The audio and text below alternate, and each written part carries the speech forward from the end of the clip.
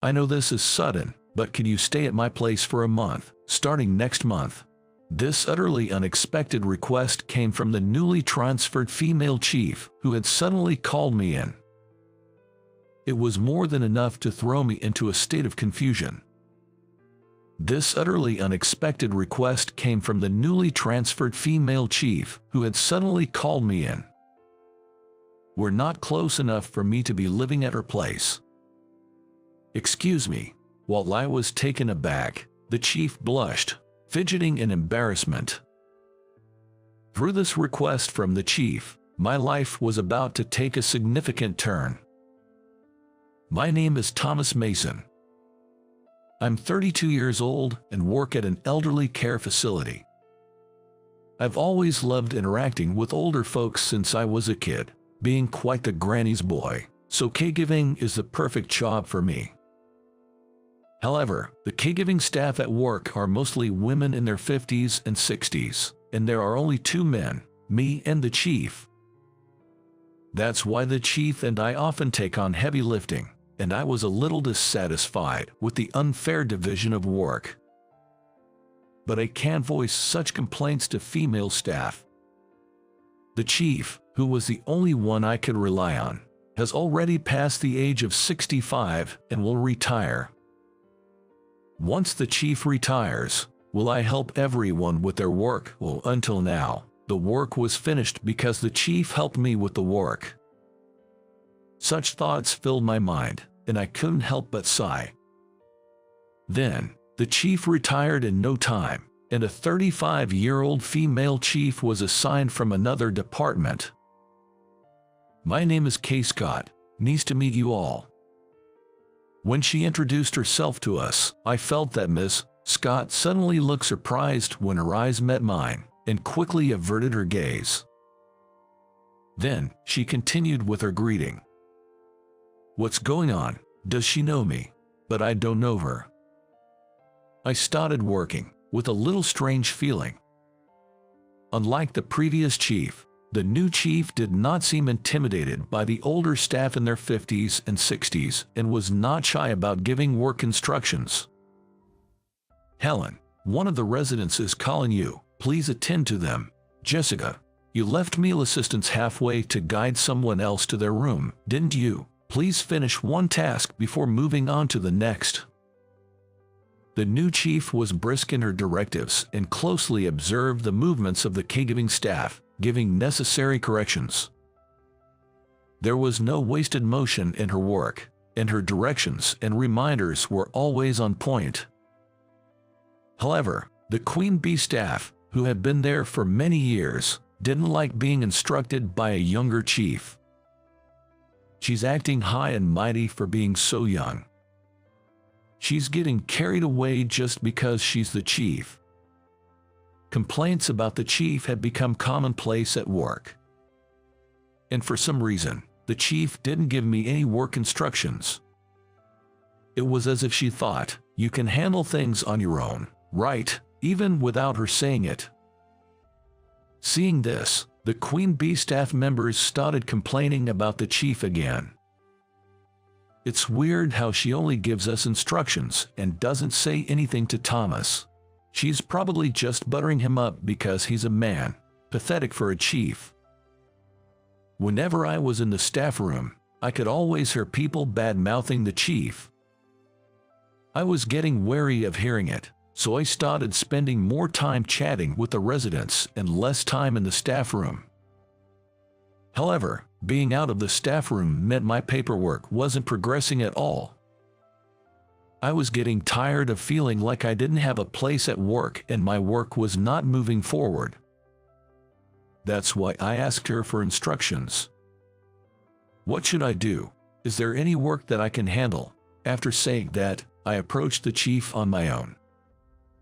Then, finally, the chief said to me, "All right, then do this," and started to assign tasks to me. But the tasks given to me were things like changing sheets and cleaning the floors.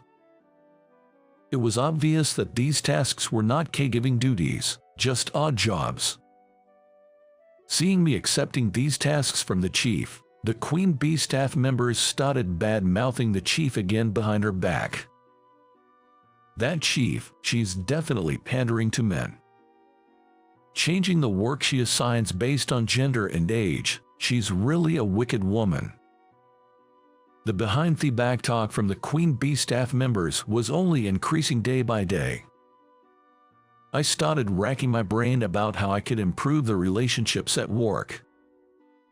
During such a time, I was called by the chief to the conference room. Did I do something? I couldn't think of anything. Well, it doesn't matter. Since I was called by the chief, I might as well discuss the interpersonal issues as well. As I was walking towards the conference room with various thoughts, I noticed the chief fidgeting with an unusually embarrassed look. When I asked, is there something you need from me? She just kept looking down without saying a word.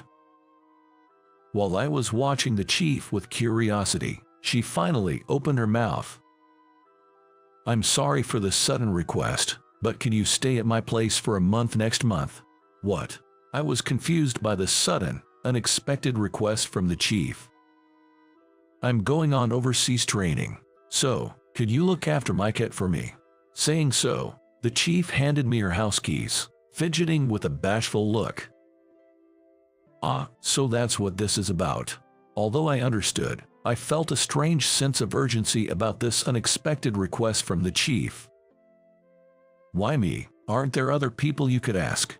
When I asked the chief that, she looked at me with a blush and said, there's no one else I can ask, that's why I'm asking you, Thomas, and gazed intently at me.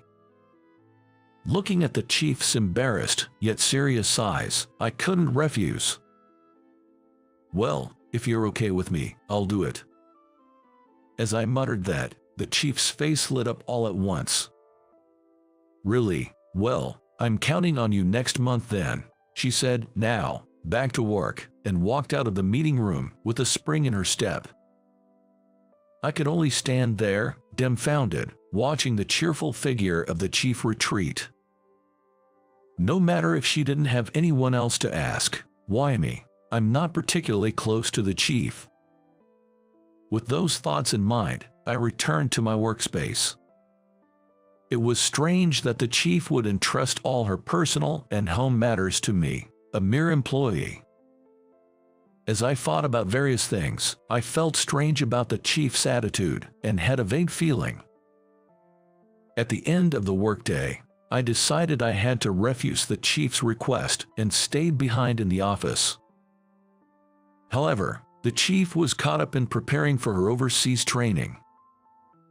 She was discussing the training with the office staff, receiving explanations about the flow of the day, meeting up with the translator, and so on. In our nursing home, there is an annual overseas training program for caregivers, nurses, and dietitians. They visit countries known for their advanced welfare systems, like Sweden, Denmark, and New Zealand, to observe and learn about their caregiving techniques in local hospitals and elderly homes. Usually, experienced employees attend to reflect on their usual caregiving tasks. But it seems that they couldn't gather participants this year. And apparently, the caregiver who was supposed to go suddenly couldn't make it due to a family matter. It was understandable then that the chief, who had recently transferred, was suddenly set to go on overseas training next month. As the chief busied herself with preparations for the overseas training, a month passed without me being able to say a word. The spare key she had given me still remained in my bag. The day before the chief's overseas training. Is she really going tomorrow? As I stared at the key I had received from the chief and thought about various things, the chief, who was about to go on her overseas training the next day, called out to me. Could you drop by my place after work today? From tomorrow, I'll be relying on you to take care of my home daily. Upon hearing the chief's voice, I ended up having dinner at the chief's house after work that day. For some reason, although I should be visiting the chief's house for the first time, the apartment building seemed vaguely familiar. I thought about it for a while, but in the end, I couldn't remember anything, and with a feeling of unease, I entered the chief's home. As soon as I stepped into the chief's home, something black flew across in front of me. What? As I stood there in surprise, the cat, which had been on top of the cat tower until a moment ago, dashed into the depths of the room with great speed. She's incredibly shy around people. She's never let any visitors touch her. The chief explained this while putting down her bag, donning an apron, and starting to prepare dinner. Wait a minute, I've never owned a cat before. There's no way I can take care of one that's so timid. When I voiced my concerns, the chief waved me over to the kitchen and said, "Come over here." She then proceeded to teach me about the proportions and timing for preparing cat food and water. She even showed me how to clean the litter box. But even if I understand how to take care of her, I don't think I'll be able to bond with her. When I voiced this concern with a sigh, the chief responded, "You don't have to force yourself to get along with her. Just make sure you feed her and take care of the litter box. That's all you need to do." I was overwhelmed by the chief and reluctantly said, "I understand." I learned only the basics of cat care from her. Then, the chief hastily cooked dinner for me and left early the next morning for an overseas training program. The next day, I continued with my regular work as usual. Today, as well, I was busy with work, and before I knew it, it was past the regular time. "Oh, no, I have to take care of the cat," I exclaimed and quickly stood up, hastily clocked out, and headed towards Chief's house. When I arrived at the house, a swift black figure dashed past me. Looking up, I saw a cat tower next to the front door, and from it, the cat jumped down and fled into the room. Is it okay to jump down from such a high place? If this continues, she'll eventually get hurt. Saying so, I went into the room to replenish the cat's food and clean the litter box. As I did this, the cat was watching me intently through a gap in the sliding door of the bedroom. Come to think of it, I hadn't asked the chief for the cat's name. I took the liberty of naming her Fluffy and tried to beckon her over, but the cat hissed in intimidation. I worried that this situation might be causing the kitty some stress. I said to her, "I'm going home now, make sure you eat your food," and left Chief's house. For about a week, I went over to Chief's place daily. The cat seemed to find it strange that I, a stranger, not its owner, was visiting the house every day to feed it and clean its litter box. Slowly, she started venturing out from behind the sliding door of the bedroom, tentatively sniffing my back. However, she would jolt and retreat back to the bedroom whenever I moved. Despite this, I felt like I was gradually closing the distance with the cat. In order not to startle her, I'd carefully place a treat in front of her, keeping my movements to a minimum. Then, even though she'd contemplate returning to the bedroom for a moment, she'd sniff at the treat and take a bite. With such persistent efforts, the cat started to come near me. She would sniff the hem of my clothes, back hunched in caution. She would surely bolt at an incredible speed if I made any sudden move. I was unable to move, frozen in place for several minutes. But today, I started work early at 7 a.m. and worked overtime. I ended up missing my lunch break and was famished. I desperately wanted to eat something, but I couldn't move. My hunger eventually won over, and I decided to move slowly. The chief had previously told me, "You can eat anything you find in the house." I got up as if in slow motion and went to the kitchen. Then, I opened the refrigerator and scanned its contents just with my eyes. For some reason, the cat did not run away, but slowly followed me, then just sat there watching me. I couldn't figure out what to eat, so I pulled out a fruit jelly that the chief had bought and placed it on the table. The cat, from under the table, looked up at me curiously as I sat there eating the fruit jelly for dinner. With all of this going on, I naturally became closer to the cat, and before I knew it, she didn't run away even when I touched her. In fact, she began to rub against me and purr. I had no idea why I was so favored, and of course, I couldn't ask the cat. I was filled with a sense of wonder, as I'd never touched a cat before. I was fascinated by how soft and comforting the cat was. Without realizing it, playing with Chief's cat had become my only source of comfort after a hard day's work. Today marks the final day of the Chief's overseas business trip.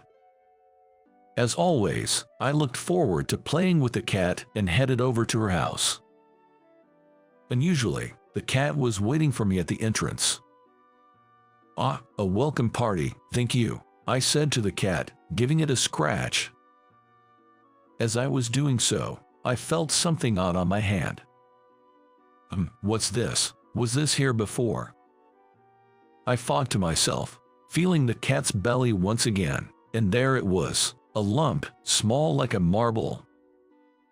I don't know anything about cats, but the thought of the cat being sick filled me with anxiety. In a panic, I looked for a 24/7 veterinary clinic and rushed there. To my surprise, the vet's eyes widened in shock. "This seems to be a skin tumor. At this size, it would be very difficult to find unless you're frequently touching and checking the cat's body. Good find," he said. With a reassuring smile, he continued, "Given the small size, we can likely remove it completely with immediate surgery. We'll have to look at the pathology report for certainty, but we should schedule the surgery as soon as possible." Despite being a popular clinic with a 1-month waiting list for surgeries, it turned out there had been a recent cancellation, so I could book the surgery. I scheduled the surgery right there, and given my worry about the cat, I decided to stay at Chief's house for the night. This house, it felt familiar somehow, but it wasn't a place I knew. With that thought nagging at me, I laid down on the living room couch, petting the cat until, before I knew it, I fell asleep. The following day, the chief returned from her overseas training. "Was everything okay? Did anything happen?" The chief rushed over to me with a worried look. "I'm fine, but..." I stammered, then told her about the cat's illness. "What, you noticed that?" The chief was surprised that the cat, who usually didn't let anyone else touch it, allowed me to pet it daily. After her overseas training, she returned to a whirlwind of preparing for a presentation at a meeting and arranging for the cat's surgery. The cat's surgery, which I was worried about, was a success. The results of the pathological examination revealed that it was a malignant tumor. However, because it was discovered early, the cancer was completely removed, and the possibility of metastasis was considered very low. When she finally had a moment of calm, she wanted to thank me again, and I was invited to her house. As soon as I arrived at her house, the cat, with its eyes shining, approached me with its tail up. Watching me and the cat, who kept rubbing up against me fervently, the chief started to speak. "You've always been such a perfect gentleman, even back then. I can see why my sister and the cat chose you." I widened my eyes and asked, "What do you mean?" But as I looked at her face, I remembered something. I was always a bit more mature than my classmates in elementary school, partly due to my physical build. I know it might sound weird to say this, but I was a bit of a heartthrob and was quietly popular among the girls. In the 6th grade, I became an official couple with my first love, and our relationship lasted until middle school. Looking at us, her sister would watch us with an envious look, like "You guys are lucky." Could it be? "You're the sister of my first love." When I said that to the chief, he laughed with a bright smile and said, "Did you just notice?" Then, she told me a story. After my first love and I broke up in middle school, her parents divorced. Her sister went to live with their mother, and the chief went with their father. Their father passed away from cancer a few years ago. She hasn't been able to get in touch with her sister or her mother. Feeling left behind and lonely, Kay started keeping a cat a few years ago. This house is actually her childhood home, but it's changed a lot recently as the area has been developed into a new residential area. The apartment was also renovated, which is why I didn't recognize it. To distract herself from her loneliness, she had been putting on a brave face at work. And then, she was transferred to my apartment, and we were reunited. I secretly had a crush on you as I watched how seriously you cared about my sister. Saying that, the chief smiled shyly. Unlike when she was at work, she had a really kind and cute atmosphere. I felt an electric shock course through me, blindsided by this unexpected revelation of our past connection. From that moment, I found myself frequently visiting her house to see the cat. You've done so much for the cat. It's gotten much better thanks to you. I can't thank you enough. She'd repeatedly expressed her gratitude, to which I replied that I wanted something in return. When she asked what I wanted, without missing a beat, I pointed towards the entrance hall and said, "I'll take that." She looked confused until I held up the spare keys to her house. This is what I meant. Understanding dawned on her and her cheeks flushed a sweet pink. She was so cute that I hugged her. From that day on, our relationship officially started. "Just keep it quiet at work, okay?" she asked shyly. I noticed a softening in her personality since we started dating. Hasn't the chief been particularly nice to us lately? Maybe something good happened. Has she got a boyfriend now? As I watched her laugh off the remarks from the queen bee staff, I felt a sense of relief and couldn't help but smirk. I hope you enjoyed the story. Subscribing to the channel can be a great motivation for us. See you in the next video.